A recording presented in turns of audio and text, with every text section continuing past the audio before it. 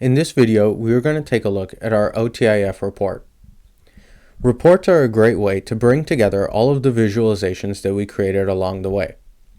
This makes them easier to view so that we can view them side by side and without viewing the execution of each workflow, and make them more accessible to other users. Every time we execute a workflow, any visualizations that are included in our report will also be updated, so that other users never have to execute your workflows or edit your workflows in any way. First, at the top here, we have two charts that we have pulled from our EDA, or exploratory data analysis.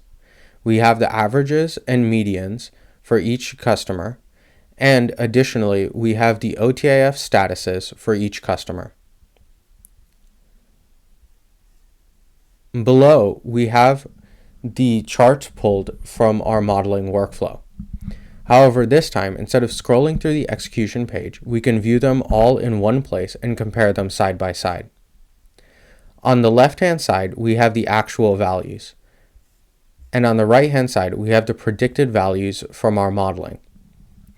On top, we have the on-time deliveries, and on bottom, we have the late deliveries here. If we compare the on-time deliveries, we can see that there is the largest difference.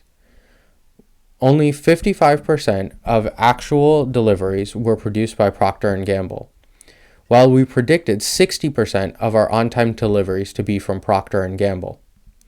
We don't see the same disparity within the late deliveries.